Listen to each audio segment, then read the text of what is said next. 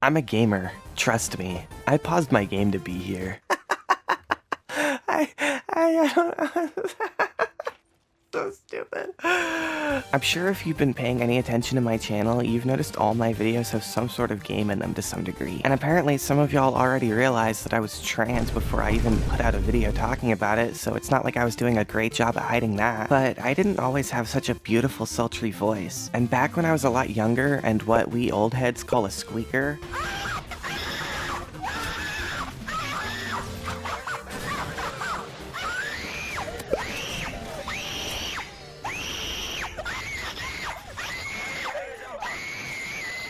I used to play a ton of Call of Duty. I mean, that's not much of a surprise. It used to be like a 12-year-old's rite of passage to join a Modern Warfare 2 lobby and hear words that not even sailors a couple hundred years ago could have imagined. I know what men can do when they're angry.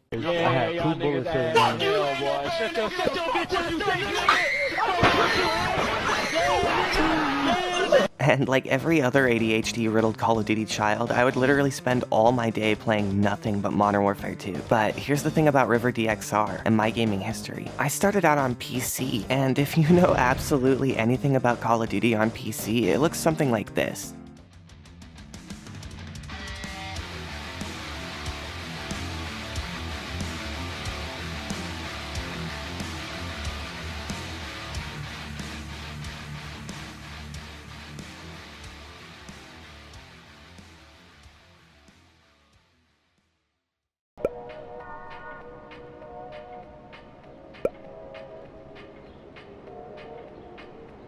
I also happened to be playing Modern Warfare 2 nearly 3 years after it came out, so the hacking was basically every lobby. And with me being a dumb, stupid idiot, I decided that I wanted to even the playing field by downloading my own cheat client. Don't worry, I learned my lesson real quickly by getting my entire Steam account hacked and losing access to it for like years. I'm still dealing with the repercussions from that. I can't even sign in to face it on my Steam account. Damn Russian hackers. But anyways, I downloaded this thing called a trainer, and if you played GTA 5 or Red Dead 2, you might be familiar. It's like a program that lays on top of the game. It's usually some kind of DLL file, and it allows you to inject cheats like max level or wall hack or whatever you wanted at the time. And this was way back in the day during the original Modern Warfare 2, so anti-cheat systems back then were extremely primitive. You could basically hack an online game with a registry edit, or by moving files while the game was open. But okay, I'm getting off topic. How does this have anything to do with me being trans? And where does my best friend come into the story? Well, like a lot of people nowadays, I didn't meet my best friend in person.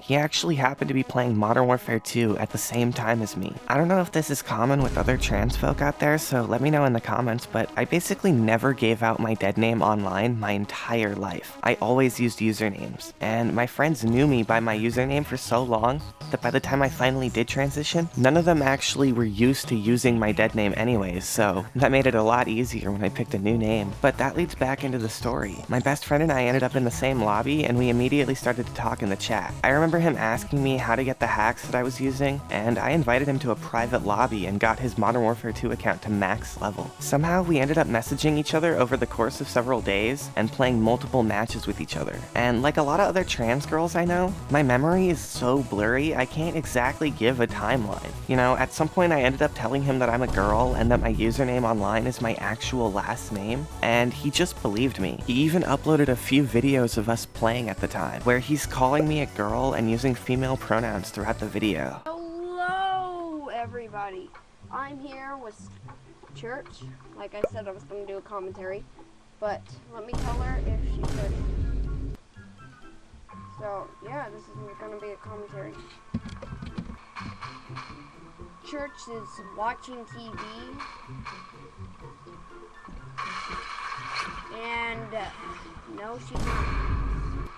And in a way, he truly knew who I was before I came to terms with it. I mean, obviously I was trans since I'm telling him I was a girl at the age of 12, but you know, it's not exactly an easy conclusion to make in real life. And it was one of the first times in my life I ever felt gender euphoria. Hearing him say she, her was something that I just can't express. It's such a unique moment to every trans person, kind of like putting on a bra or a tie for the first time, so I can't thank him enough for that. But we ended up gaming for like 2 months before I finally worked up the courage to correct him. And even then, it's not like I was actually correcting him technically, considering I was a girl this whole time anyways. So yeah, that's how I met my best friend. We were playing Modern Warfare 2 years on PC after it released, and he ended up predicting that I was trans somehow. And he really did end up being such a good friend. He was one of the first people I ended up moving in with, and he allowed me to be myself for the first time. He really helped me early on in my transition, and we're still friends to this day. I guess the moral could always be honest or something, but who knows. I have a few more stories of the cool stuff that he did for me early on in my transition, but I figured that that was one of the cute one-offs that people might like. If you like this video, or if it made you chuckle or breathe out of your nose a little bit harder than usual, please click the like button, leave a comment, and maybe think about subscribing. Okay, thanks, bye!